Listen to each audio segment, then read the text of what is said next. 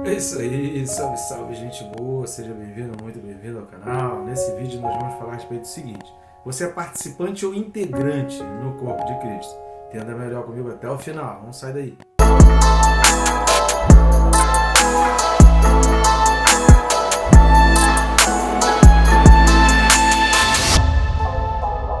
Só que antes não deixe de se inscrever no canal, é muito importante a sua inscrição para a gente estar aumentando o número de inscritos e para que você também fique por dentro de cada notificação. Para isso, clica também no sininho. Clicando no sininho, a cada vídeo novo e todos os dias às 6 da manhã. Nós temos vídeos aqui explicativos, comentários. Você vai ter a Bíblia aí no YouTube comentada versículo a versículo. Esse já é o 11º livro que a gente está comentando. Inclusive já tem Apocalipse para você entender melhor a carta aos Efésios, as cartas de João. Próximo estudo provavelmente vai ser a carta de Tiago, que tem muito a ver com essa carta aos Hebreus aqui. Não perca, querido, compartilhe. E aí é o que eu entro para você, um pedido para você estar ajudando a gente no nosso canal aí. Você pode ajudar de várias formas. Você pode ajudar curtindo e comentando, já é uma ajuda que você faz. Quando você curte e comenta, o YouTube entende que esse vídeo é importante. Compartilhando, você mostra para pessoas que nem eu no YouTube conseguiríamos chegar. E a outra maneira também é clicando em um dos links que estão aqui na descrição, adquirindo os nossos livros. O livro mais antigo é o Quem se Importa com Deus, uma meditação naquele momento de Jesus ali no Getsemane. E a gente sempre tem aquela coisa assim, né? A gente sempre diz que, claro que eu me importo com Deus. Só que às vezes, será que a gente realmente se importa? Será que o que a gente faz condiz com o que a gente fala? Será que as nossas atitudes refletem realmente as nossas palavras? E aí o livro vai nos ajudar a gente chegar à conclusão, que sim ou que não. E o mais recente livro é o Perca Peso Tirando a Trave do Olho. Esse livro é sensacional no mundo em que as pessoas estão muito preocupadas com o corpo. Esse livro nos leva a uma preocupação com relação à nossa alma. Fala a respeito de pecado, um estímulo à santidade, aborda vários textos bíblicos. É um livro maior, mas de uma profundidade, preparando a noiva para o encontro com o noivo. Vale a pena, não perca, eu te agradeço. Você que está compartilhando, que já fez ou que já copiou o link aí e está nos ajudando a alavancar o canal. Meu muito obrigado. Tenho certeza que Deus tem bênçãos ricas para derramar sobre a tua vida. Vamos lá, o texto desse vídeo, Hebreus capítulo 6, e os versículos são de 4 a 6.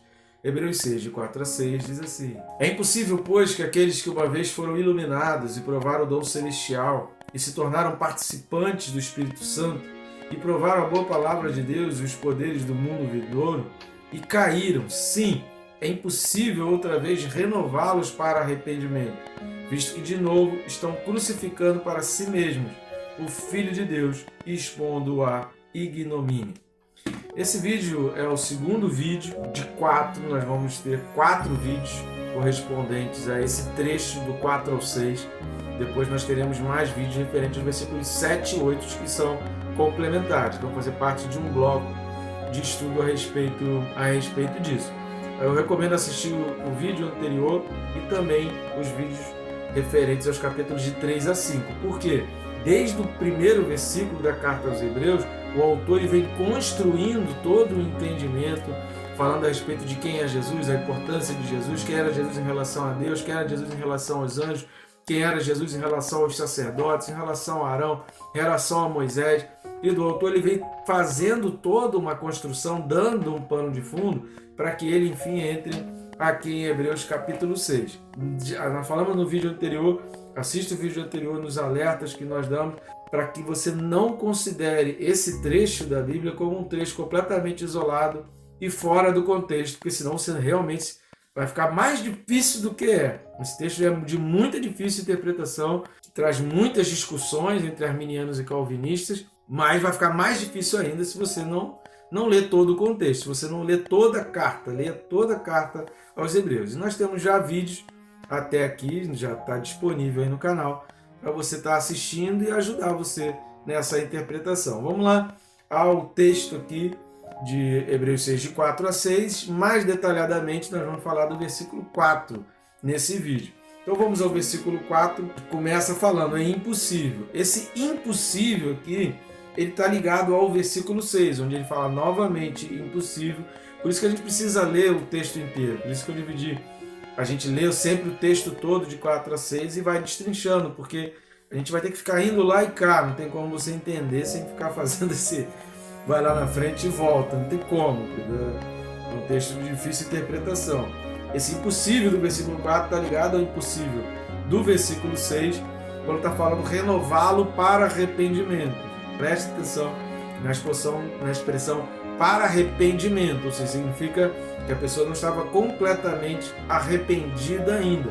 E aí, depois de passar por tantas outras coisas que a gente vai falar aqui, é impossível que essa pessoa seja renovada de novo para que ele se arrependa de tudo que ele está fazendo. A explicação está, então, no próprio texto aqui, nesse próprio versículo 4. O porquê? A segunda coisa que a gente vai falar é essa expressão iluminados. Vamos ler Mateus capítulo 5, do 13 ao 16. Mateus 5, do 13 ao 16. Vós sois o sal da terra. Ora, se o sal vier a ser insípido, como lhe restaurar o sabor? Para nada mais presta, senão para lançado fora, ser pisado pelos homens. Vós sois a luz do mundo. Não se pode esconder a cidade edificada sobre um monte, nem se acende uma candeia para colocá-la debaixo do alqueire, mas no velador, e alumia a todos os que se encontram na casa. Assim brilhe também a vossa luz diante dos homens, para que vejam as vossas boas obras e glorifiquem a vosso Pai que está nos céus. Essa é a recomendação de Jesus. Brilhe também a vossa luz.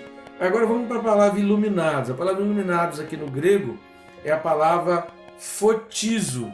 A palavra fotizo significa tornar-se claro para todos. Significa vir à luz. Significa instruir, informar, ensinar, dar entendimento a alguém. Significa dar entendimento a alguém. O que a gente vai perceber aqui é que ser luz significa que a luz está em você. Ser iluminado significa que você depende de uma luz que vem de fora. Essa expressão usada pelo autor aqui significa que a pessoa não tinha uma luz dentro de si. Ela dependia e ela estava dentro de um meio que era claro e que havia uma outra luz, haviam outras luzes e ele estava recebendo esse reflexo dessa luz. Ele dependia da luz que vinha de fora. Nós percebemos aqui pessoas que demonstraram interesse, mas não demonstraram compromisso.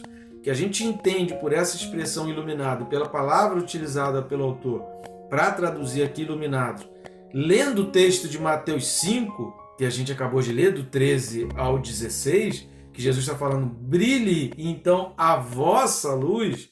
Jesus não está falando lá, olha, convivam no meio de quem tem a luz, sejam iluminados. Jesus não está falando isso. Jesus está falando, vós sois a luz do mundo. E aí ele termina dizendo, assim brilhe, é imperativo. Jesus não está falando que assim brilha. Jesus está dando uma ordem. Então, dessa maneira, obedecendo a Jesus, brilhe a vossa luz. Você precisa trabalhar para isso. Você precisa trabalhar para que essa luz ela brilhe, para que o fogo arda continuamente no altar. É preciso um trabalho do sacerdote, era preciso que o sacerdote fizesse algo para que esse fogo ardesse continuamente. E o que a gente vai perceber à luz de Mateus 5 e olhando para a expressão que o autor de Hebreus fala, é que eram pessoas que tinham interesse, elas estavam querendo saber, estavam querendo aprender, mas não tinham compromisso. Não assumiram a forma de ser luz e de iluminar, não apenas de ser iluminado. Uma outra expressão usada aqui é que fala aqueles que uma vez foram iluminados e depois fala e provaram o dom celestial. O que significa essa palavra? E a palavra provaram qual é? É geuomai, no grego é geuomai. A expressão usada aqui é geuomai, que significa testar o sabor de, significa apreciar, no sentido de alguém que aprecia uma refeição. Significa experimentar, que é diferente de viver. Você experimenta. Significa servir-se ou nutrir-se. Isso confirma o que nós dissemos. Não havia compromisso. Repare no aqueles. Você reparou, o início do versículo 4, o autor não está falando diretamente, ele não está usando a expressão vocês. Ele está falando, é impossível que aqueles. Por que ele fala aqueles? porque o autor não quer dizer que diretamente todos os leitores eles estão apenas experimentando, estão apenas provando. O autor não quer dar a entender diretamente que todos esses estão sendo iluminados e provando. Ele prefere usar essa linguagem na terceira pessoa para que a gente consiga entender que havia uma certa quantidade de pessoas. E o próprio autor reconhecer que ali naquele meio tinham pessoas que não estavam só provando ou só sendo iluminados, tinham pessoas que estavam assumindo o compromisso de ser luz e de que experimentar é diferente de viver. O que o texto traz para nós aqui, quando a gente olha à luz desses significados aqui do grego, de experimentar uma refeição, de apreciar uma refeição, estou experimentando, estou apreciando aqui, é uma diferenciação entre, para a gente entender ilustradamente, para a gente entender o que o autor está falando, é o seguinte: provar é o cliente no restaurante. O cliente no restaurante prova. Só que você não come todo dia naquele restaurante. Você prova uma comida, que delícia, provei comida japonesa, eu gosto tanto de comida japonesa, mas amanhã eu quero comer um churrasco. Depois da manhã eu vou comer peixe. E depois eu vou comer um omelete. Depois eu vou comer sopa. Tô com saudade, há quanto tempo que eu não como comida japonesa? Você vai lá e come a comida japonesa. Você prova, você experimenta e você faz alternância. Esses eram as pessoas que o autor tinha em mente. Agora, o que Jesus tinha em mente lá em Mateus capítulo 5, Mateus capítulo 7, não era de um cliente no restaurante. É que o cristão, ele tem que ser o chefe, ele produz a comida, é ele quem oferta a comida. E ele é o garçom, é ele quem vai e serve. Então é ele quem faz a comida, é ele quem prepara a comida, é ele quem prepara o alimento e leva. O que o autor Hebreus está querendo distinguir aqui é que a gente não pode ser apenas aquele cliente que senta no restaurante, e tem muita gente assim, e ainda reclama, o ar-condicionado não está funcionando, e a luz hoje está fraca. E o cantor não cantou bem. E não gostei da voz da menina que estava no louvor hoje. Não gostei de muito anúncio. E não gostei desse vídeo do anúncio. E não gostei porque... E aí começa. Não gostei do restaurante. A comida estava sem sal. A comida estava sem tempero. Isso faz parte do cliente. É a função do cliente. Agora, o chefe do restaurante, ele faz o melhor. Ele se esmera em fazer o melhor. O que a Bíblia está dizendo aqui, e que a diferença aqui é que essas pessoas, aquelas pessoas, como o autor Hebreus está dizendo, eram pessoas que estavam só experimentando, elas estavam indo ali, experimentando, provando, será que isso é bom? Será que isso vai ser legal? Não eram pessoas compromissadas, não eram pessoas que estavam mergulhando, não eram pessoas que estavam assumindo uma nova natureza, não eram pessoas que romperam com a natureza antiga, estavam apenas provando. E não é esse o objetivo de Deus para cada um de nós. Continua o texto dizendo, provaram o quê? O dom celestial. A gente usou a analogia do restaurante, mas obviamente que o autor não falou de restaurante, pelo amor de Deus. Provaram o dom celestial e se tornaram participantes. Repare nisso, que esse se tornaram é a mesma expressão grega que a gente já falou outras vezes, que é ginomai. Se tornaram participantes, é o ginomai. Ou seja, havia uma outra opção, mas eles optaram em se tornar participante. Você se torna aquilo que você opta e estimula a si mesmo a ser. Você se torna aquilo que você se estimula a ser. Se você convive com quem está cheio de fé, com quem está cheio do Espírito Santo, se você convive com pessoas dispostas, com pessoas prontas, com corajosos, com pessoas que se arriscam pela fé, você começa a se tornar um corajoso, alguém cheio do Espírito Santo, alguém cheio de fé. Se você começa a conviver, se você começa a ouvir música, assistir vídeo, ver filme de pessoas que questionam a fé, que têm muita dúvida, que acham que Deus não existe, com o tempo você vai começar a ter dúvida. Então você se torna aquilo que você se cerca, das coisas que você se cerca, você começa a ouvir mais, e das coisas que você se estimula a ser. Você vai se tornar. Se você quiser se tornar um não cristão, é muito fácil. Se você quiser apostatar da fé, se quiser abandonar completamente a fé, é muito fácil. Só parar de ouvir mensagens, parar de conviver com pessoas que estão cheias do Espírito Santo, parar de buscar perto de você pessoas que falam de Deus, que pregam a palavra, que meditam na palavra, parar de frequentar lugares que comentam a respeito da palavra, que estudam a palavra, que pregam a palavra, parar de ouvir músicas que falem da palavra. Pronto, é fácil. Abandonou em pouco tempo E aí é muito rápido para a pessoa abandonar a fé. E aí a gente falou de pessoas que foram iluminadas, que provaram e se tornaram o quê? Participantes. E aí entra exatamente o tema desse vídeo. A gente precisa aprender a diferença entre ser participante e ser integrante. Participante, querido, é totalmente diferente de integrante. O participante é aquele que tem uma participação. Você procurar em dicionário, você vai ver. Essa participação ela pode ser ativa. Tem muita gente que é até um ativista de determinadas ideologias, de determinados pensamentos. O participante é esse, que tem uma participação que até é ativa, mas ele só participa daquele ambiente. O integrante é diferente. Por quê? Porque o integrante é aquele que entra na composição do todo. É aquele que integra completamente algo. É aquele que se confunde com algo. Vamos dar uma lida em João capítulo 17, do 21 ao 23. Jesus nos chama para sermos participantes ou integrantes. João 17, do 21 ao 23. A fim de que todos sejam um.